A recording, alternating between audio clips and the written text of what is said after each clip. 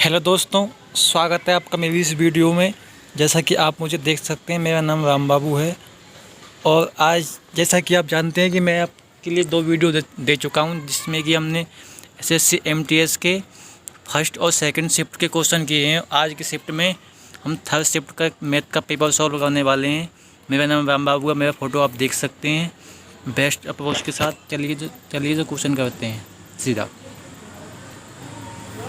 देखिए ये पहला क्वेश्चन आपकी स्क्रीन पर दिया हुआ है।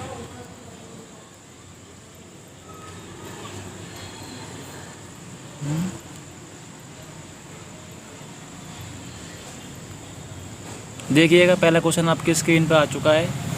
ये क्वेश्चन क्या कहता है अभी मैं आपको बताता हूँ। एक घन की भुजा 15 सेंटीमीटर है। उस घन के आधार का क्षेत्रफल कितना है, जिसका आयतन घन के आयतन से 175 सेंटीमीटर क्यूब कम है, जिसकी ऊंचाई 32 सेंटीमीटर है। देखिए मैं आपको इसको बताता हूँ कैसे होता है ये। देखिए, घन का जो कि वॉल्यूम होता है, जैसे कि आयतन कहते हैं। घन का आयतन का फॉर्मूला होता है AQ, यानी कि घन का आयतन इस घन का आयतन कितना निकलेगा 15 का क्यूब, यानी कि 3375। उससे 175 कम है घनाभ का आयतन, यानी कि 175 कम करते हैं तो ये आएगा 3200। और घनाभ का फॉर्मूला क्या होता है, आयतन का ही होता है LVH। इसमें H हमको दी हुई है, यदि इक्वल करते हैं H इधर दी हुई है, यदि H को हम इधर ले आते हैं, H कितना है, H दिया हुआ है 32 से इसको काट नहीं आता 100 किसकी वैल्यू है, L और V की। अब देखिए इसने पूछा क्या है, आधार का क्षेत्रफल। किसी भी घनाभ के आधार का क्षेत्रफल उसकी लंबाई और चौड़ाई का मल्टीपल होता है, जो कि LV है। और LV अपना निकला कितना है, वो निकला 100। पहला क्वेश्चन होता है, इसका आंसर होता है 100 सेंटीमीटर, ऑप्शन नंबर B। चलिए अगले क्वेश्चन देखते हैं। देखिए अगला क्वेश्चन आपकी स्क्रीन पर है। देखिए, राम और रहीम की मासिक आय का अनुपात 4:3 है। उनकी मासिक व्यय का अनुपात 3:2 है। यदि प्रत्येक प्रति माह 5000 बचाता है तो राम और रहीम की मासिक आय पूछी है आपसे। देखिए, इनकी मासिक आय को आप 4x और 3x मान सकते हैं। इसमें से 4x और 3x, देखिए 4x और 3x, इसमें से कितना बचाते हैं, 5000 दोनों। वो इक्वल कितना आता है, इनको यदि इनका अनुपात निकालते हैं, अनुपात आता है 3:2। इसको सॉल्व करते हैं तो आपका आंसर आ जाएगा। देखिएगा, इसको सॉल्व करके दिखाता हूँ मैं आपको। देखिए 2 दूनी 8x माइनस 10,000, 10 के लिखते हैं इसको, 10 के है ये, 10,000। देखिए 3 × 3 9x माइनस 15,000, यानी 15 के। 9 में से 8 जाते हैं तो x बचेगा। x की वैल्यू कितनी आएगी, x की वैल्यू आएगी 5000। अब देखिए 4x की वैल्यू क्या होगी, 4x की वैल्यू होगी 4 × 5000, यानी कि 20,000। और 3x की वैल्यू कितनी होगी, 3 × 5000। 4x की वैल्यू कितनी आई थी, 4x की वैल्यू आई थी 20,000। और 3x की वैल्यू कितनी आएगी, 15,000। ये आपका ये क्वेश्चन हो चुका है। चलिए अगले क्वेश्चन पर चलते हैं। देखिए ये क्वेश्चन देखिए।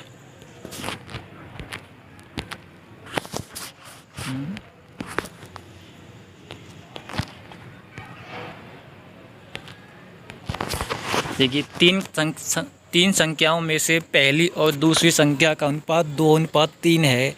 दूसरी और तीसरी संख्या का अनुपात 4:5 है। यदि तीनों संख्याओं का योग 140 है तो आपसे सेकंड संख्या यानी दूसरी संख्या पूछी हुई है। देखिए इसको कैसे करते हैं। ये आपकी फर्स्ट, ये सेकंड संख्या, ये थर्ड संख्या। फर्स्ट और सेकंड का रेशो क्या है, 2:3। 2 और 3 का कितना है, 4:5। देखिए यहाँ पर ये 3 है, यहाँ पर 4, इनको इक्वल कीजिए। इसको 4 से मल्टीप्लाई, इसको 3 से मल्टीप्लाई कीजिए, कितना आ जाएगा? 4 दूनी 8, 4 तिया 12 और 3 पंजे 15। यानी कि फर्स्ट सेकंड थर्ड की रेशो कितना आएगा? 8:12:15। इनका योग कितना दिया हुआ है? 140। इनके रेशो का योग कितना है? 35। 35 की वैल्यू कितनी है? 140। अब से पूछिए सेकंड संख्या यानी कि 12 की वैल्यू आपको बतानी है। देखिए देखिए जो ये 140 है ना, ये 35 की वैल्यू है और आपसे पूछिए इन्होंने 12 की वैल्यू। इसको इससे काटिए, ये कटेगा 4 बार 448 होता है, तो इसका आंसर होगा 48, ऑप्शन नंबर बी। चलिए अगले क्वेश्चन पर चलते हैं। देखिए किसी वस्तु को 10% हानि पर 810 में बेचा जाता है। यदि वस्तु को 20% हानि पर बेचा जाता है तो उसका विक्रय मूल्य क्या होगा? देखिए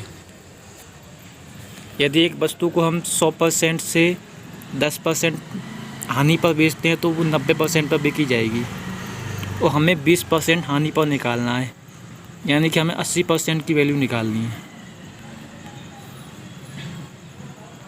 ओके, देखिए दोस्तों, ये आज तो 810, ये 90% की वैल्यू है।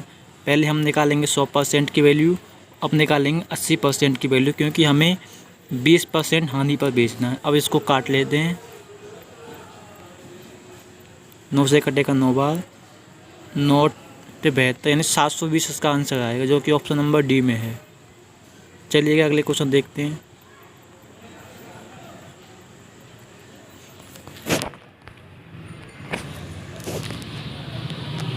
देखिए क्या है, वह सबसे छोटी संख्या कौन सी है जिसे 5 बढ़ाने पर वह 12, 18 और 30 से विभाजित हो जाती है? देखिए ऐसे क्वेश्चन को करने के लिए आपको जिनसे विभाजित होती है ना, उसका पहले तो एलसीएम निकालना होगा। इनका एलसीएम कितना निकलेगा? एलसीएम कैसे निकालते हैं? 30 सबसे बड़ी संख्या है, 30 का मल्टीपल देखना है। देखिए 30 देखते हैं, 30 में 12 से भाग नहीं जाएगा। 60 देखते हैं, ये भी डिवाइड नहीं है। 90 देखते हैं, ये भी डिवाइड नहीं है 12 से। देखिए 12 से 18 डिवाइड नहीं, इसलिए 60 को नहीं लेंगे। 120 डिवाइड नहीं है, 18 से 18 से नहीं लेंगे। 150 को, ये 12 से डिवाइड नहीं है, इसको भी नहीं लेंगे। अब आता है 180। देखिए 180 30 से डिवाइड है 12 से भी है, 18 से भी है, तो ये 180 ऐसी संख्या है जिसको तीनों से विभाज्य किया जा सकता है।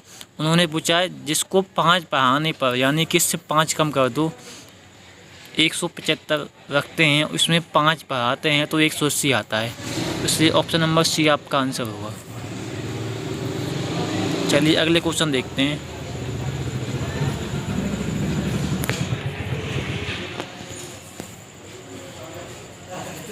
देखिए पाइप बी किसी टैंक को अकेले 7 घंटे में भर सकता है और क्यू उसी टैंक को अकेले 13 घंटे में भर सकता है।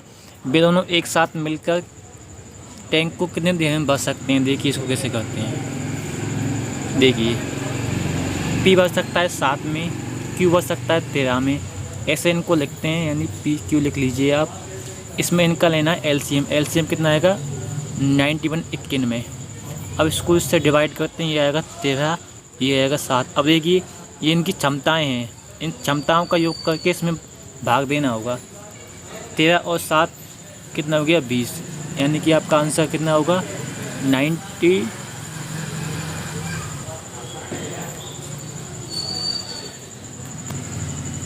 आपका आंसर होगा 91/20।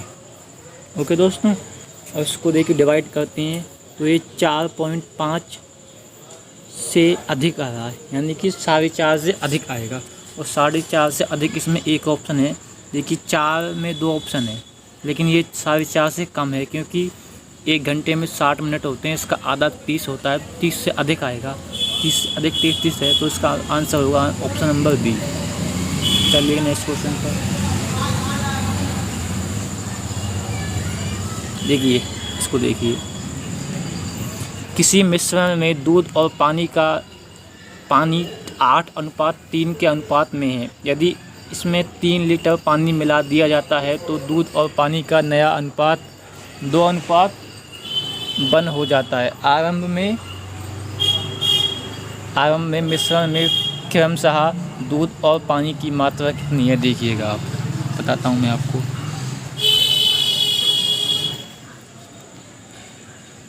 देखिए इसमें हमने पानी मिलाया है, यानी कि ये दूध तो पहले भी उतना था, अब भी उतना है। मान लीजिए दूध शुरुआत में 8 था और पानी 3 था। दूध तो आज भी 8, बाद में भी 8 रहेगा, यानी यहाँ पर जो 2 बन दिया है ना, सिर्फ 2 की वैल्यू टू 8 है।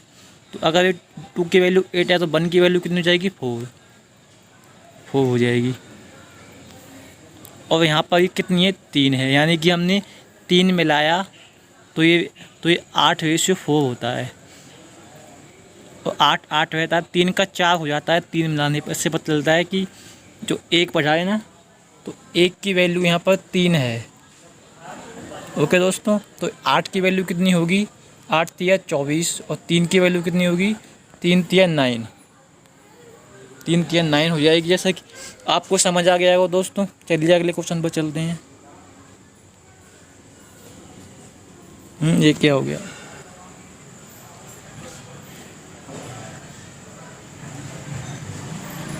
दोस्तों अगला क्वेश्चन आपके स्क्रीन पर है। धारा के अनुकूल चलते हुए कोई नाव 3 घंटे में 60 किलोमीटर की दूरी जा सकती है। धारा के विपरीत वह 5 घंटे में 90 किलोमीटर जा सकती है। शांत जल में नाव की गति और धारा की गति का अनुपात पूछा हुआ है। देखिए इसको कैसे करते हैं। देखिए यदि धारा का प्रवाह इधर है और नाव भी इधर जा रही है, जो नाव की जो गति होगी ना, वो उसकी और धारा की गति की प्लस हो जाएगी। यानी कि जो नाव है ना, वो इन दोनों की स्पीड से योग से चलेगा। यानी कि 3 डिवाइड यदि 60 किलोमीटर यदि 3 घंटे में चलता है ना, तो उसका आता है 20 अनुकूल दिशा में। यानी कि इसमें x और y योग हो जाएगा इन दोनों की चाल का। लेकिन इसमें प्रतिकूल है, इसलिए ये 18 आएगा। लेकिन ये नाव की, देखिए ऐसा होता है, अगर नाव इधर जाता है और पानी इधर है, तो ये पानी इसका अपोज करेगा, तो उसकी गति होगी वो x माइनस y हो जाएगी। x माइनस y की वैल्यू कितनी है, 18। अब इन दोनों को योग कर लीजिए, y से y कट जाएगा, ये 2x आएगा, इसको काटते हैं तो कितना आएगा, ये 18 आएगा। 18 को 2 से काटेंगे तो ये कितना हो जाएगा, 19। x की वैल्यू कितनी आती है, x की वैल्यू आएगी 19, और y की वैल्यू आती है, क्योंकि योग दोनों का 20 है ना, तो x की वैल्यू 19 और y की वैल्यू 1। तो इसका ऑप्शन नंबर सी आपका आंसर है। चलिए अगले क्वेश्चन पर चलते हैं।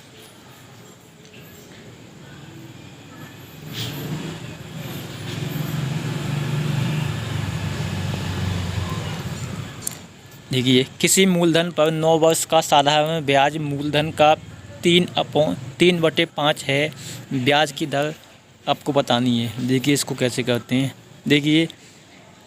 देखिए मूलधन मान लिया 100 है, 100 का ये कितना हो गया, 3/5, यानी कि 100 का।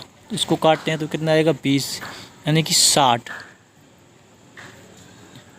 यानी कि 60 100 रुपये पर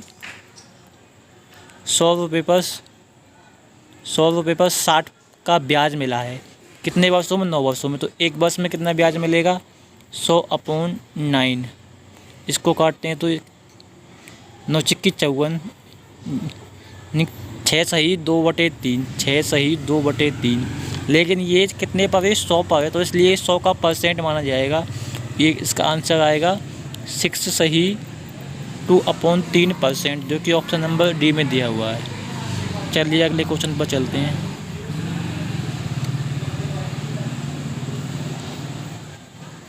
देखिए दोस्तों देखिए इस क्वेश्चन को करने के लिए मैं आपको बताता हूँ कि यदि जो ऊपर लिखा हुआ है ना, उसको आप नहीं पढ़ते हैं ना, तो जब भी ये क्वेश्चन 99% हो जाता है, कभी कभार आपको ऊपर देखना होता है।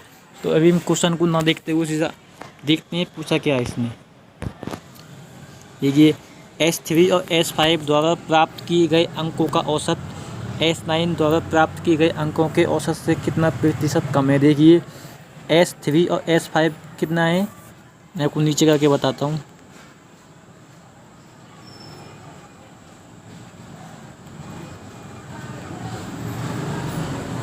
देखिए S3 का है 87 और S5 का है कितना 99 और S9 का 100 है।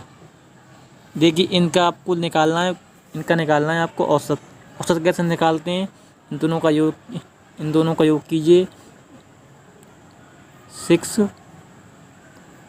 186/2 93 इसका औसत है। और ये 100 से कितना % कम है, ये 100 से 7 कम है और कितने पर 100 पर, इसलिए ये 7% आएगा। ऑप्शन नंबर ये ए दिया हुआ है 7% इसका आंसर है। चलिए अगले क्वेश्चन पर चलते हैं।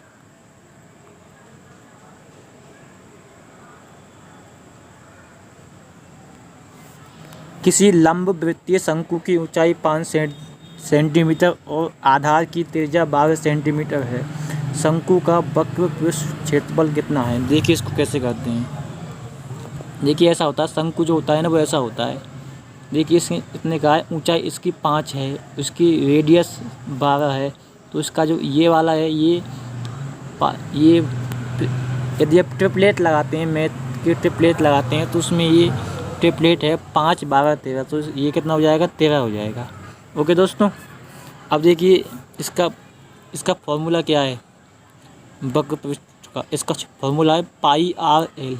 क्या, पाई आर एल। यहाँ पर देखिए पाई की वैल्यू आपको रखनी नहीं है, आपको आर और एल की वैल्यू रखनी है। आर की वैल्यू कितनी है 12, एल की वैल्यू कितनी है, एल की वैल्यू अभी हमने निकाली थी ना 13 है। इसको करते हैं तो कितना आता है, ये आता है 156 पाई। 156 पाई ऑप्शन नंबर सी।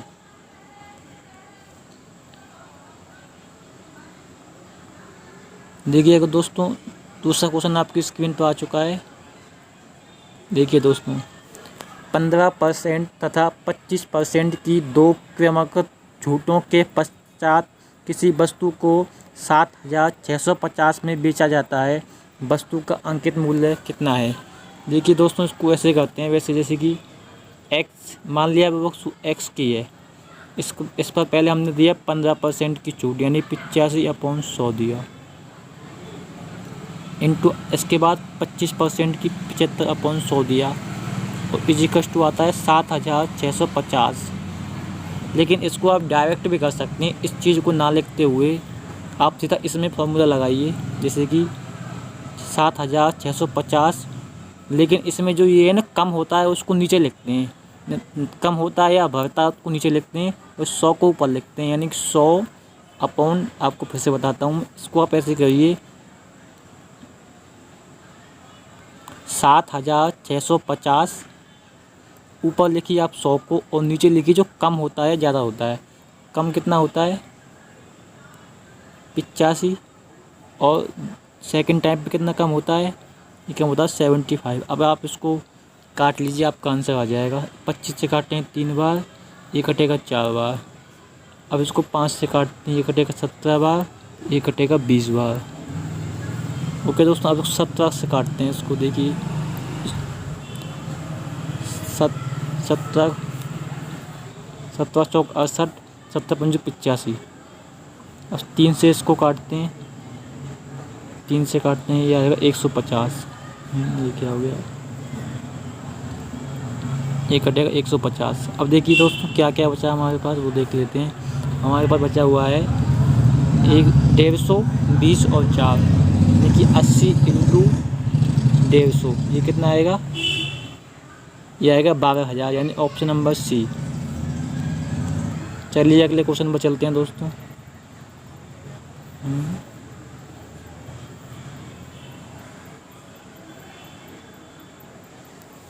दोस्तों आपको क्वेश्चन दिख रहे,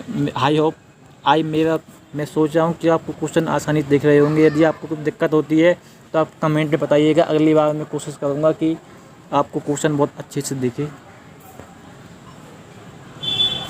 देखिए कोई राशि चक्रवृद्धि ब्याज की दर से 10 वर्षों में 3 गुनी हो जाती है, वह राशि कितने वर्षों में 81 गुनी हो जाएगी। देखिए दोस्तों, चक्रवृद्धि ब्याज में क्या होता है, ऐसा होता है, मान लीजिए मूलधन x है, एक निश्चित वर्ष के बाद 3x हो जाता है, जैसे कि 10 वर्षों बाद, तो अगले 10 वर्षों में ना ये 3 गुना हो जाएगा, लेकिन इसका 3 गुना होगा। इसका 3 गुना कितना होगा, 9 गुना। और अगले 10 वर्षों में ये इसका भी 3 गुना हो जाएगा, यानी कि 27 गुना। अगले वर्षों में ये इसका भी 3 गुना हो जाएगा, यानी कि 81 गुना। अब देखिए इनको कितना टाइम लगेगा, 10 साल, 20, 30, 40, यानी कि 40 साल का टाइम लगेगा इसमें। चलिएगा अगले क्वेश्चन पर चलते हैं।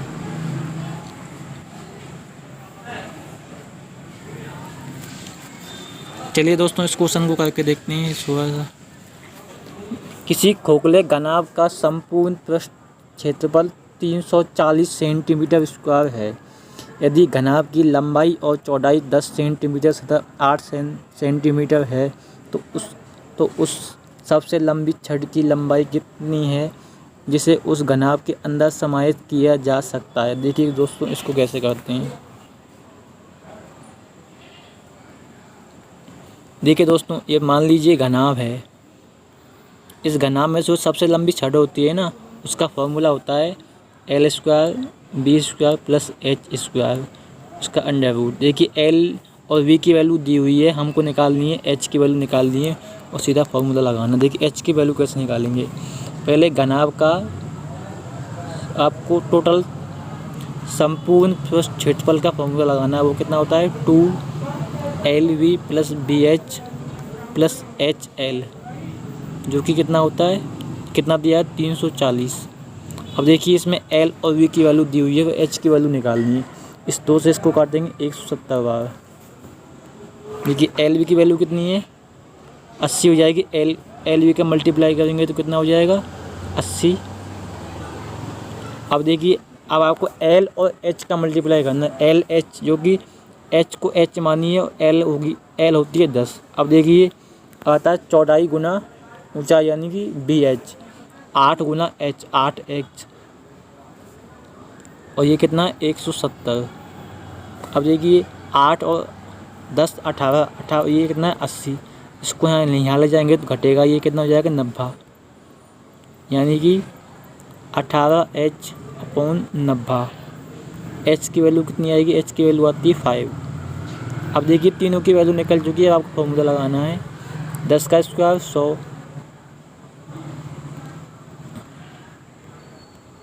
10 का स्क्वायर कितना आता है, 100,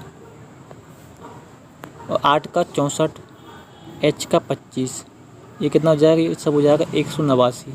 189 का अंडर रूट। अब देखिए इसको कैसे करते हैं, 189 का अंडर रूट। अब इसको अब तोड़ लीजिए। अब देखिए 3 इंटू कितनी बार जाएगा, 63। अब इसको और तोड़ लीजिए, 21 इंटू 3। अब देखिए 3 ये 2 बार आ गया ना, तो एक बार 3 को भाग लीजिए, ये आंसर आएगा 3√21, जो कि ऑप्शन नंबर बी में दिया हुआ है। चलिएगा अगला क्वेश्चन देखते हैं। ए किसी कार्य को अकेला 8 दिनों में कर सकता है, बी उसी कार्य को अकेला 21 दिनों में कर सकता है। यदि वे 3 दिन तक साथ मिलकर कार्य करते हैं तो कितना कार्य पूरा हो जाएगा। देखिए इसको कैसे करते हैं कि ए कर सकता है 8 दिनों में, बी कर सकता है 21 दिनों में। अब आपको इनका लेना है, क्या लेना है, यहाँ पर लिखते हैं एलसीएम। कितना आएगा इनका एलसीएम,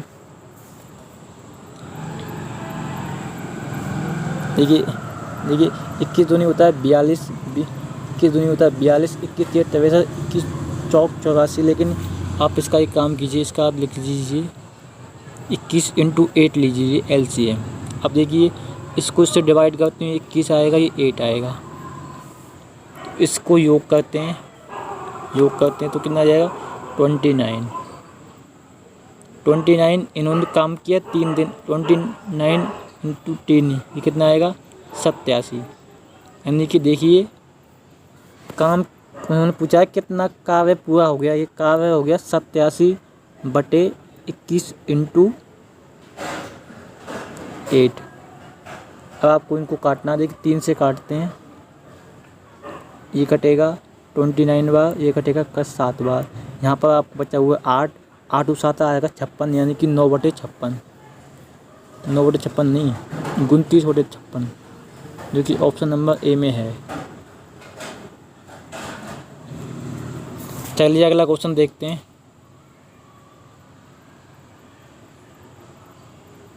देखिए दोस्तों, ये सिंप्लीफिकेशन का क्वेश्चन है, आपको दिख रहा होगा आई होप।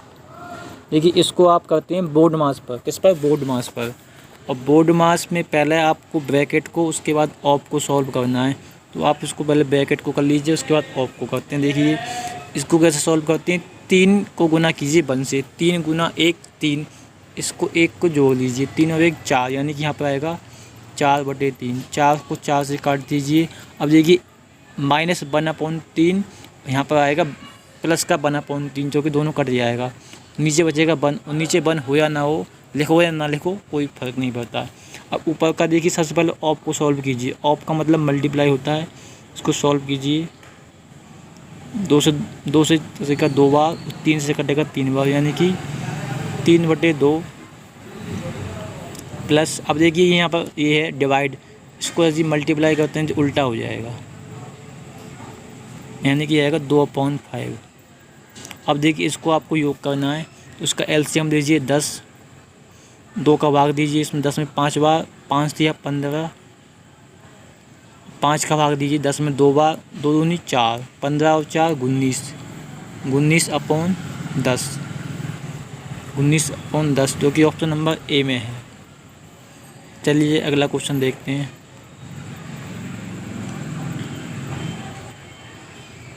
देखिए दोस्तों, अगला क्वेश्चन आपके सामने है, मैं आपको इसको दिखा देता हूँ।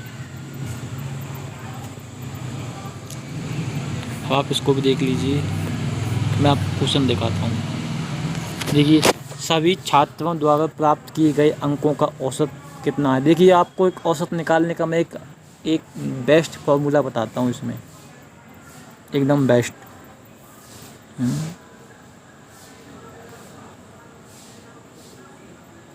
देखिए दोस्तों, अब आपको इन सब का अगर औसत निकालना है ना, तो आप काम कीजिए, आप एक औसत मान लीजिए, औसत 90 है। कितना मान लीजिए? 1 मिनट के लिए औसत मान लिया आपने 90 है। इसको याद रखिए, ये ओरिजिनल नहीं है, ये हमने माना हुआ है। कितना है? माना है हमने, ये 90 है। ओके दोस्तों, अब देखिए ये 90 से कितना अधिक है? 2 अधिक है। ये 90 से कितना अधिक, कितना कम है? 2 कम है, यानी कि 2 अधिक 2 कम, इस कट जाएगा। ये 3 कम है और ये 4 अधिक है, यानी यहाँ तक बचेगा +1 और ये 9 अधिक है, ये हो जाएगा +10, और +10 और +7 +17, 17 प्लस हो गया। और यहाँ पर कितना कम है? ये कम है -4। यहाँ पर कितना कम है? -5। और देखिए ये 100 है, तो 100 है तो ये कितना हो जाएगा? 90 अधिक। और ये S10, ये 1 अधिक है। अब देखिए 4 5 9, 9 इस 17 में तो जाते हैं, ये बचेगा 8।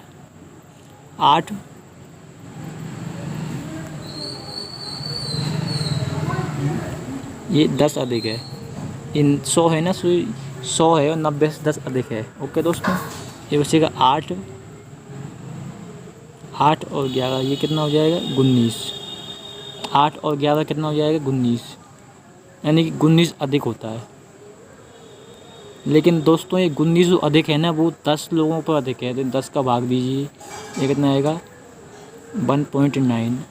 90 आपका पहले ही है, 1.9 को जोड़ दीजिए, कितना आएगा? 91.9, जो कि ऑप्शन नंबर किस में है देखते हैं अभी। ऑप्शन नंबर ए में दिया हुआ है, ये ऑप्शन नंबर 4 है दोस्तों, अलग लिखा हुआ है ना, ये ऑप्शन नंबर 4 था आपका।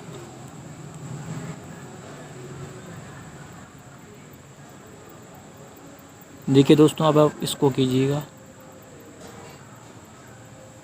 देखिए दोस्तों, ए बी से 20% अधिक है, तो आप इसको मान सकते हैं कि ए बी से, देखिए आप बी को पहले 5 मान लीजिए, बी से 20% अधिक है। 20% का मतलब होता है कि यानी कि 1/5, यानी कि 6 हो जाएगा। ये ए की वैल्यू है, ये बी की वैल्यू है। और जो इस बी है ना, बी सी से 25% कम है। तो आप देखिए इसको कैसे निकालेंगे। आप एक काम ये भी कर सकते हैं, देखिए यानी ये 4 है और ये 3 है। देखिए ये बी है, देखिए ये ए हो गया, ये बी हो गया, ये सी हो गया।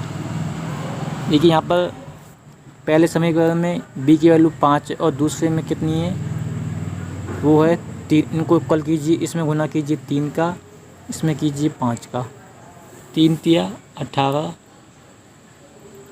फिर बी की वैल्यू कितनी आएगी, 3 पंजे 15 और सी की वैल्यू कितनी आएगी, 5 से कीजिएगा कि 20। अब देखिए ए बी से 20% अधिक दिख रहा है आपको, और जो बी है ये सी से 25% कम भी आपको दिख रहा होगा। तो ये बात कही है ना, इस हिसाब से ये बन जाता है, इनकी संख्याएं आ जाती हैं। अब देखिए पूछ क्या रहा है, ये पूछा है ए और सी के बीच में कौन सा संबंध सही है। देखिए ए की वैल्यू कितनी थी, कितना था वो मैं भूल गया, 15 20 और इधर था 18। हमें ए सी की वैल्यू निकालनी है, यानी कि ए अपॉन सी। ए की वैल्यू 18 और सी की वैल्यू 20। अब आप इसको इससे काट लीजिए, ये 9 आएगा, ये 10 आएगा। ओके दोस्तों, लेकिन 10 है तो यहाँ पर पॉइंट लग जाएगा, इसको हटाते हैं तो ये सी यहाँ आ जाएगा, यानी कि ए की वैल्यू कितनी आएगी, 0.9 सी। ऑप्शन नंबर डी में है।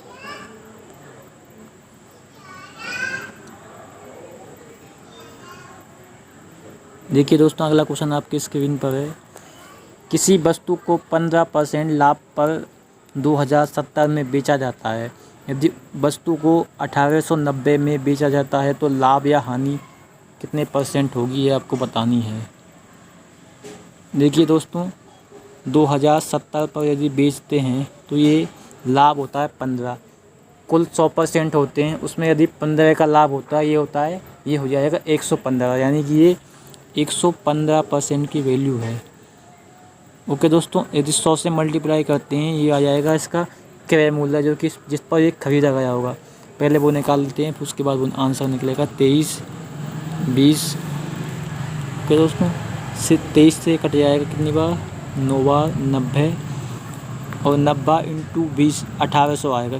क्रय मूल्य कितना आता है, 1800। ओके दोस्तों, 1800 से कितना अधिक है, ये ठीक है 90, यानी कि 1800 की वस्तु को 1890 पर बेचा जाता है। 90 का लाभ 1800 पर कितने % का होगा, ये 5% का। Option number A.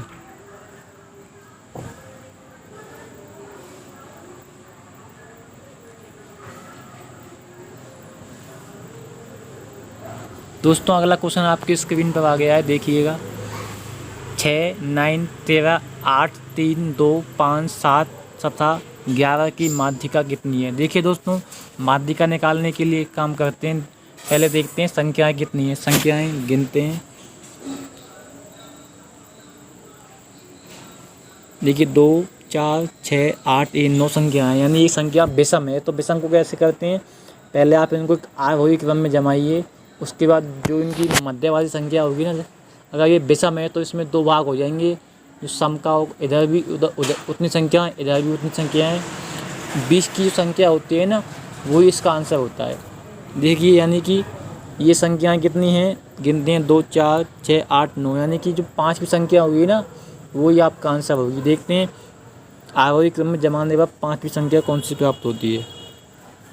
देखिए, सबसे पहले इसमें आएगा 2, उसके बाद आएगा 3, उसके बाद आएगा 5, देखिए 5, उसके बाद आएगा 6। देखिए 4 संख्याएं हो जाती हैं, 2 3 5 6। अब 5वीं संख्या आती है 7, तो 7 आएगी, 7 इसका आंसर होगा। ऑप्शन नंबर ए में दिया हुआ है। देखिए ये क्वेश्चन आ चुका है, आप तक सिंप्लीफिकेशन का क्वेश्चन है एक।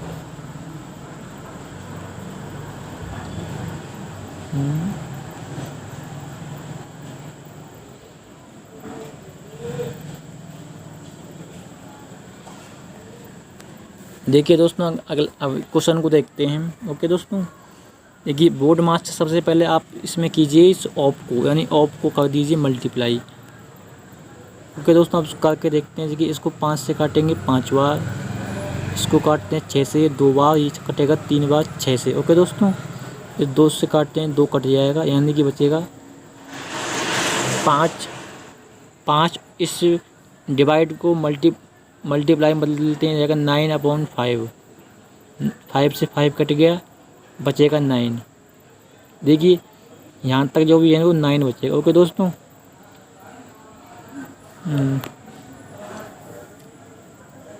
नहीं दोस्तों 9 नहीं बचेगा, ये अभी 3 बाकी है नीचे का। 3 से काटेंगे तो बचेगा 3 और ये 2 कितना हो जाएगा, ये हो जाएगा 5। ओके दोस्तों, 5 - 4/3 और प्लस में देखिए इसको डिवाइड कीजिए, ये हो जाएगा 21/9। 3 से काटते हैं 3 बार, 7 से काटते हैं 3 बार, 3 से 3 कट जाएगा, ये बनेगा 1। यानी कि आप इस 5 को 6 कर सकते हैं।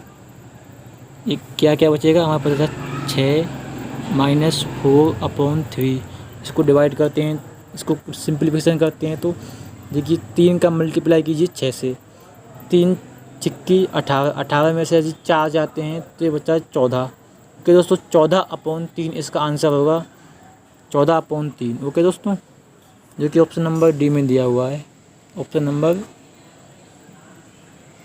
डी में दिया हुआ है। ओके दोस्तों, अब चलते हैं अगले क्वेश्चन पर। देखिए प्रथम 6 प्राकृतिक संख्याएं जो 3 के गुणक हैं का औसत कितना होगा। देखिए दोस्तों, इसको कैसे करते हैं, 3 के गुणक निकालने हैं आपको, यानी कि 3, 6, 6 निकालने हैं, 9, 15, 18। देखिए 2, 4 अभी होते हैं, आपको नहीं 6 निकालने हैं, आप यहाँ तक निकालने हैं 6। अब इसको जोड़ते हैं, 3, 4, 9, 9 दूनी 18, 18 और 15 होते हैं 33, और 33 और 18 होता है 51। ओके दोस्तों,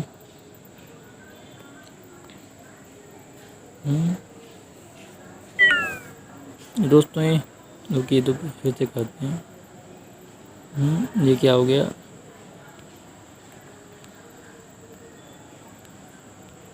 दोस्तों इसको फिर से करके बताता हूँ मैं आपको। इसमें पूछा है औसत। देखिए दोस्तों, प्रथम 6 प्राकृतिक संख्याएं जो कि 3 से गुणक हैं। देखिए 3 के गुणक कौन कौन से होते हैं, 3 के गुणक होते हैं, एक तो 3, एक 6, एक 9, एक 12, एक 15, एक 18।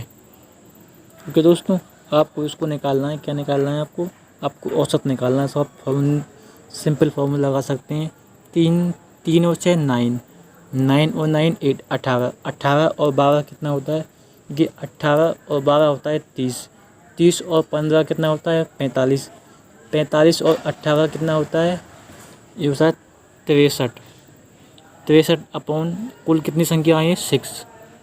इसको काटिए तो 10.5 बार जाएगा, क्योंकि 10 तो 60 आ जाएगा और 3 बचेगा, वो 3.5 आएगा। इसका आंसर ऑप्शन नंबर बी दिया हुआ है।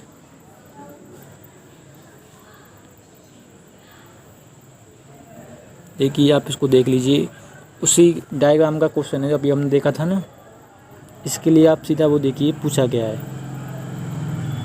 देखिए S5 द्वारा प्राप्त किए गए अंक छात्रों के औसत अंक से कितने प्रतिशत अधिक है। देखिए S5 ने कितने प्राप्त किए पहले वो देख लीजिए आप। S5 देखिए आपको जूम करके दिखाता हूँ। देखिए S5 ने 99% अंक प्राप्त किए हैं। उसका औसत यदि आपको याद हो तो इसका औसत पिछली बार उन्होंने निकाला था वो 91.5 आया था। ओके दोस्तों, और ये कितना है 99। अब ये पूछ रहा है कि इससे 99 में कितना परसेंट अधिक है। इसको कैसे निकालेंगे, कितना इसको घटाते हैं तो कितना बचता है, ये बचता है 7.5, 91.5 और इसका 100। अब देखिए करके देखिए, अब आप एक बात सोचिए, देखिए यदि इसका 10% कितना होता है, इसका 10% होता है 9.1, क्योंकि 10% निकालने के लिए एक संख्या इधर पॉइंट लगा देंगे तो 9.15 10% आएगा। और ये कितना है 7.5 यानी कि 10% से कम। अब देखिए 10% से कम इसमें ऑप्शन एक ये ऑप्शन है जो कि ऑप्शन नंबर सी है। ओके दोस्तों, इसे इसका ऑप्शन आप बगैर कभी भी इसका आंसर ला सकते हैं, ऑप्शन नंबर सी।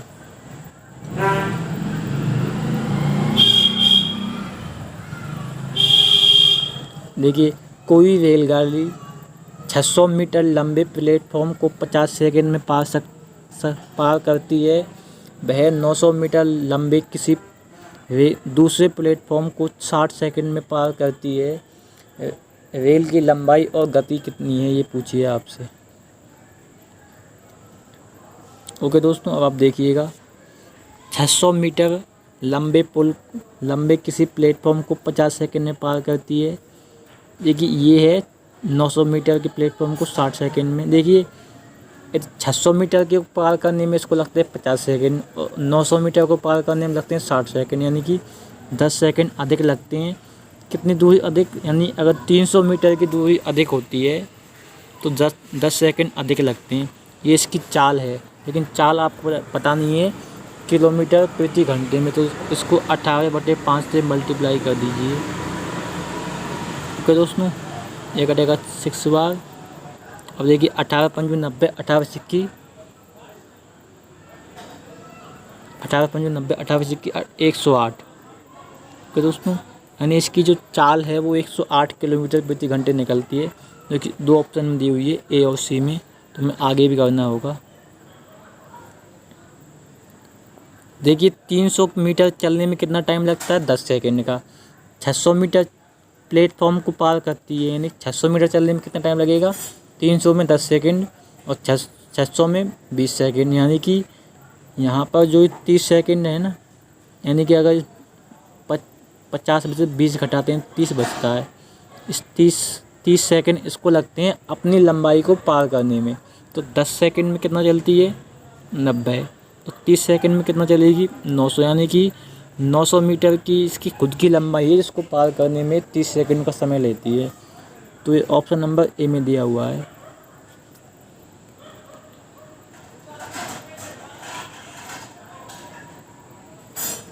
प्रथम 7 अभाज्य संख्याओं का औसत कितना है। देखिए दोस्तों, अब आपको प्रथम 7 अभाज्य संख्याओं का औसत निकालना है।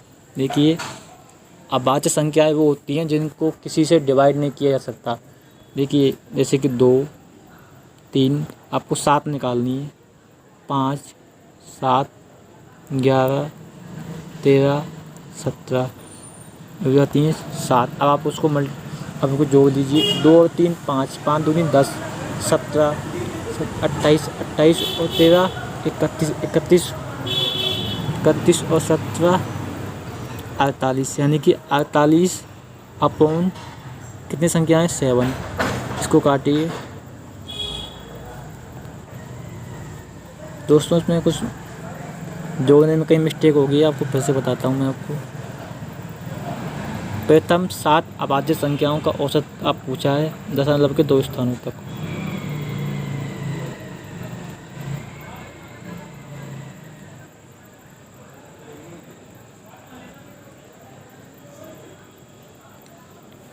देखिए प्रथम 7 अभाज्य संख्याएं कौन सी होती हैं। ये संख्याएं होती हैं 2, 3, 5, 7, 9 नहीं होती, क्योंकि 9 को 3 से डिवाइड कर सकते हैं। 11 3 संख्याएं, 13 और 17। ओके दोस्तों, अब आप उसको करके देखते हैं। देखिए 2, 3, 5, 5 दूनी 10, 10 7 17, 17 और 21 28, 28 13 31, 31 18 31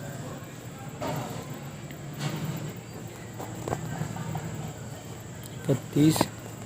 देखिए 2, 3, 5, 5 दूनी 10, 10 और 7 17, 17 और 11 कितने होते हैं, ये होते हैं 28। 28 और 13 होते हैं दोस्तों 41। 28 और 13 होते हैं कितना 41 और 17 निकालने में सो जोड़ने में मिस्टेक हो गई थी, कोई इतनी बड़ी कोई मिस्टेक नहीं है ये कोई। 18 और 58/7 लेना है, यानी कि कितनी बार जाएगा ये 8 8 7 56। ओके दोस्तों,